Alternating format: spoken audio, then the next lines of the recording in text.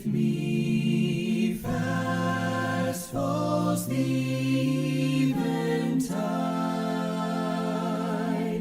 The darkness deepens, Lord, with me abide.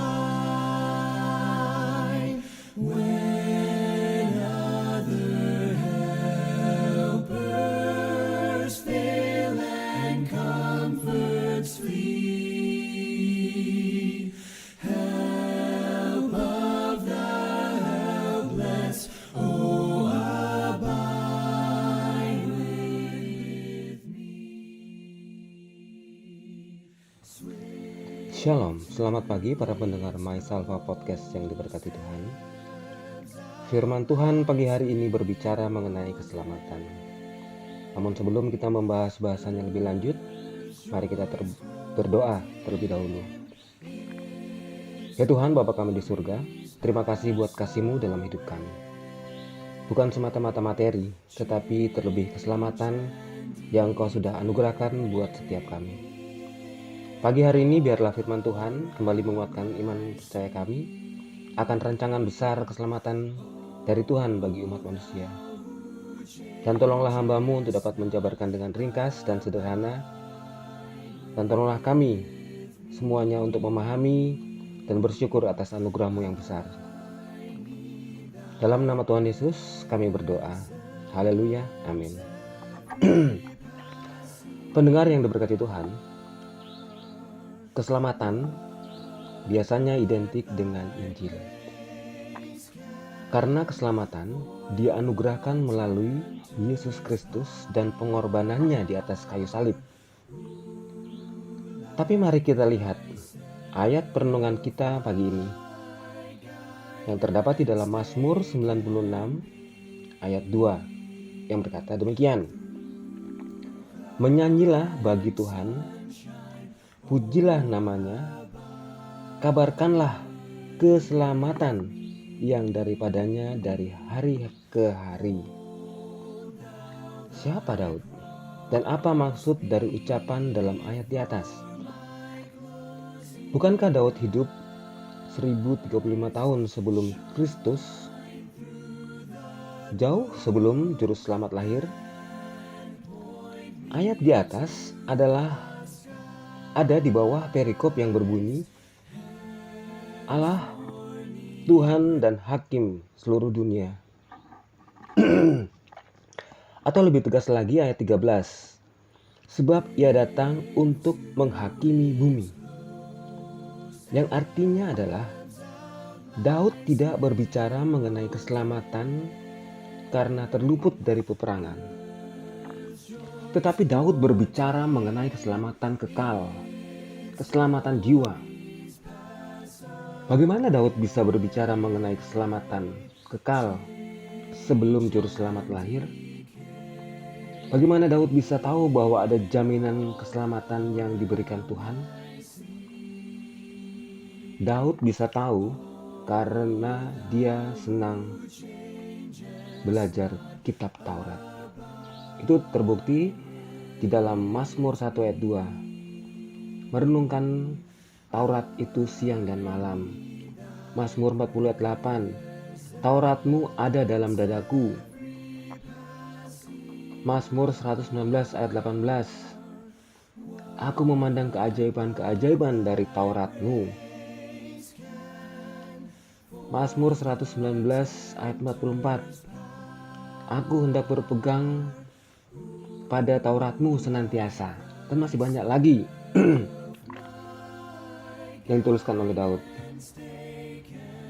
Melalui Daud, Tuhan ingin mengingatkan kepada umat manusia hingga kepada kita sekarang, yang pertama bahwa keselamatan tidak berbicara tentang kasih, tetapi keselamatan juga terjadi karena penghakiman.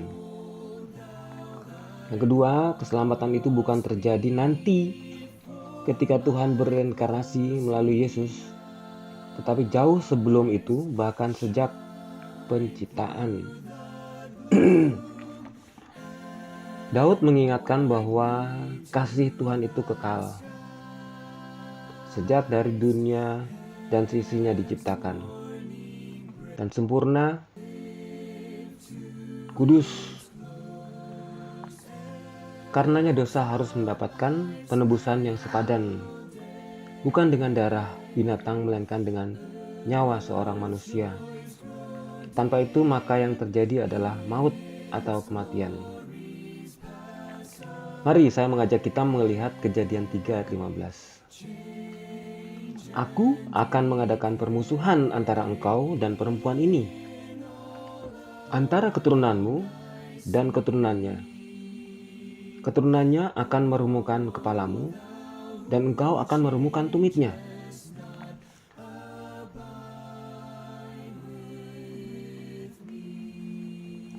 Ayat ini yang oleh Uskup Irenaeus disebut sebagai proto-evangelium. Siapakah Irenaeus itu? Irenaeus adalah murid Polikarpus. Dan Polikarpus adalah murid Rasul Yohanes, dan Rasul Yohanes adalah murid Yesus. Apa itu proto-evangelium? Proto-evangelium disebut juga sebagai Injil mula-mula. Injil mula-mula. Kenapa ayat ini disebut sebagai Injil mula-mula? Atau berita sukacita yang pertama? Karena di dalamnya mengandung esensi keselamatan. Ya, keselamatan bagi kita, umat manusia. Mari kita mengingat sedikit kejadian di Taman Eden pada masa itu. Singkat cerita, Adam dan Hawa jatuh di dalam dosa. Mereka tidak taat kepada Allah. Mereka merasakan ketelanjangan mereka dan menjadi malu. Lalu menyematkan daun ara sebagai pakaian mereka. Tetapi itu tidak menutupi rasa takut mereka kepada Tuhan, sehingga mereka bersembunyi. Tetapi Tuhan tahu apa yang terjadi. Lalu setelah Tuhan berkomunikasi dengan Adam dan Hawa, Tuhan berkata, Aku akan mengadakan permusuhan antara engkau dan perempuan ini, antara keturunanmu dan keturunannya. Keturunannya akan meremukkan kepalamu, dan engkau akan meremukkan tumitnya. Yang artinya adalah, pertama, manusia tidak mati secara fisik, seperti pemahaman manusia pada mulanya. Tuhan berkata, keturunanmu. Manusia akan berkembang biak, masih hidup dalam jangka waktu yang lama. Yang kedua, keturunannya, yaitu keturunan manusia, akan meremukkan kepalamu atau kepala ular. Itu berbicara tentang juru selamat yang akan datang kemudian untuk menginjak kepala ular atau mengalahkan maut, membebaskan umat manusia dari dosa dan hukuman neraka. Yang ketiga, keturunanmu, ular, akan meremukkan tumitnya. Ini juga nubuatan bagaimana kelak juru selamat harus mati, tergantung di atas salib dengan tumit terpaku, untuk menjadi pengganti dari dosa manusia. Kemudian Tuhan menyembelih seekor hewan untuk diambil kulitnya sebagai pakaian bagi manusia itu. Itulah pengorbanan yang pertama. Kematian yang seharusnya dialami oleh Adam digantikan oleh substitusi kematian lain. Dalam hal ini kematian seekor binatang. Pelanggaran Adam itu hanya dapat ditutupi dengan kematian suatu oknum yang tidak berdosa. Pendengar yang diberkati Tuhan, sampai di sini kita tahu bahwa sekalipun pada saat manusia jatuh dalam dosa, Tuhan tidak berhenti untuk mengasihi manusia dan menjatuhkan hukuman sebagaimana mestinya, yaitu mati atau maut. Tuhan tahu bahwa sejatinya manusia tidak akan sanggup terus hidup dalam kehendak Tuhan. Abad demi abad, Tuhan terus menyatakan kepada manusia bahwa kelak akan ada pengorbanan dari dirinya sendiri, agar semua manusia yang percaya tidak binasa, melainkan memperoleh hidup yang kekal. Saya akan ceritakan sebuah ilustrasi. Apakah Anda mengenal petinju legendaris Muhammad Ali? Dia punya cara yang unik ketika bertinju. Dia suka membiarkan lawannya untuk memukulinya tanpa membela diri atau menghindar, supaya tenaga lawan terkuras habis. Ketika Muhammad Ali tahu bahwa lawan mulai lelah, ia mulai menghujani lawan dengan pukulan-pukulan telak, dan akhirnya lawan pun kalah. Seringkali Muhammad Ali mengangkat sabuk kemenangan dengan wajah babak belur, tetapi tetap dia pemenangnya dan berhak membawa pulang hadiah ratusan ribu dolar Amerika. Sampai di rumah, ia menyerahkan uang tersebut kepada istrinya. Sang istri petinju legendaris ini bisa disebut sebagai lebih dari pemenang, karena dia mendapatkan hadiah kemenangan bagi pertandingan yang tidak dilakukannya. Ilustrasi di atas mungkin hanya intermezzo, tapi itulah gambaran keselamatan. Kita sebagai manusia lemah tidak mungkin menang melawan iblis. Kita pasti mati. Maka Tuhan yang berinkarnasi sebagai Yesus yang bertarung melawan iblis sampai babak belur, mati dan bangkit, menang untuk kita. Sehingga kita adalah mempelai perempuannya, mendapat hidup yang kekal. Yohanes 3 ayat 16, kita adalah umat yang lebih dari pemenang. Sebagai umat yang lebih dari pemenang, kita diingatkan oleh Raja Daud lewat Mazmur 96 ayat 2 ini, untuk memberitakan keselamatan atau kemenangan itu dari hari ke hari.